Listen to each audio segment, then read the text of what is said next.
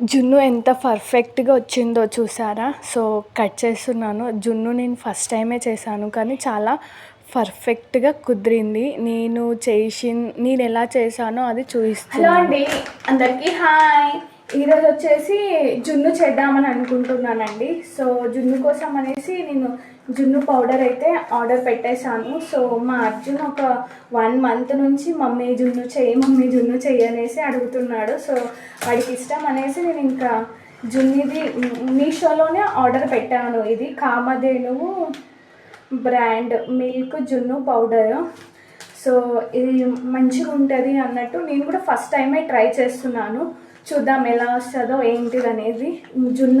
జున్ను రెడీ చేయడానికి జున్ను పౌడరు, మిల్క్ ప్యాకెట్, ఫ్లేవర్ కోసం ఇలాచీ, స్వీట్నెస్ కోసం బెల్లం.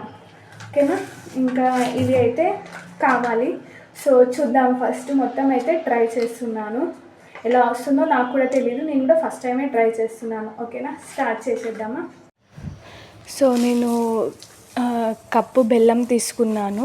అదే కప్పుతోన 2 కప్పుల మిల్క్ పోసాను. ఇలా పర్ఫెక్ట్ కొలతతో చేశాను. నాకైతే స్వీట్నెస్ మొత్తం సరిపోయింది. సో నేను milk packet 1/2 litre milk packet, Sangam milk packet క్రీమ్ది తీసుకున్నాను. సో ఈ 2 కప్పులు అంటే నాకు 1/2 లీటర్ మిల్క్ ప్యాకెట్ అయితే పట్టిందండి. సో నేను మొత్తం పోసేసి మొత్తాన్ని ఒక 2 మినిట్స్ అలా కలిపేసాను. తర్వాత ఇంకా ఆర్డర్ చేసిన పౌడర్ ఉంది కదండి, జున్ను పౌడర్, దాన్ని కూడా కట్ చేసేసుకొని ఇందులో వేసేసుకొని లేకుండా అంటే ఇలా ఉండలాగా రాకుండా మొత్తాన్ని నీట్గా అయితే కలిపేసాను. నేను 1/2 లీటర్కి మొత్తం ప్యాకెట్ మొత్తం వేసేసి మొత్తాన్ని నీట్గా అయితే కలిపేసానండి. నాకు కలపడానికి 15 మినిట్స్ అలా టైం అయితే పట్టింది.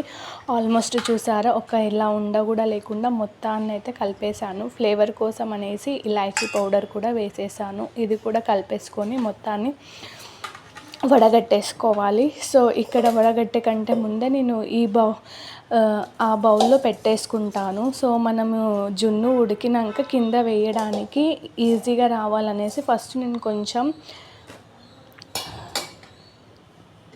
నెయ్యి అయితే యాడ్ చేస్తున్నాను. అలా యాడ్ చేయడం వల్ల పర్ఫెక్ట్గా జున్ను కింద వేసినప్పుడు షేప్తోనే వస్తుంది అనేసి అలా పెట్టేశాను. ఇది కూడా టిప్ నేను యూట్యూబ్లోనే చూసి ట్రై చేశాను. నాకైతే చాలా పర్ఫెక్ట్గా కుదిరిందండి జున్ను. అసలు ఎంత పర్ఫెక్ట్గా కుదిరిందంటే అసలు సూపర్. మా ముందల కట్ చేశాను కదా, మీకే తెలుస్తుంది. సో ఇలా మొత్తాన్ని వడగట్టేసుకొని పక్కన పెట్టేసుకొని ఇంకా ఇడ్లీ బౌల్ ఉంటుంది కదండి. సో నేను ఇడ్లీ బౌల్లోనే పెట్టేసుకున్నాను. కొన్ని వాటర్ ఇలా వేడి చేసి చిన్నగా స్టాండ్ లాగా ఉంటే మీ దగ్గర పెట్టేసుకోండి. స్టాండ్ గిన లేదు అని అంటే ఇలా ఒక ప్లేట్ వేసేసి డబుల్ బాయిల్ మెథడ్లో ఇలా పెట్టేశాను. స్టాండ్ లేకున్నా కూడా ఇలా ప్లేట్ పెట్టడం వల్ల కూడా అయ్యింది. సో పెద్ద ప్రాబ్లం ఏం కాదు. సో ఇంకా నేను ఇలా పెట్టేసి ఇడ్లీ పాత్ర మీద బౌల్ ఉంటుంది కదా, సిమ్లో పెట్టేసి నేను 35 మినిట్స్ పెట్టానండి. సో 35 మినిట్స్కి ఇంకా మధ్యలోగిన ఏమీ ఓపెన్ చేయలేదు. పెట్టేశాను అని అంటే 35 మినిట్స్ అయినాకనే దాన్ని ఓపెన్ చేశాను. సో ఇంకా ఆల్మోస్ట్ 35 మినిట్స్ అయిపోయింది. ఇంకా ఓపెన్ చేస్తున్నాను.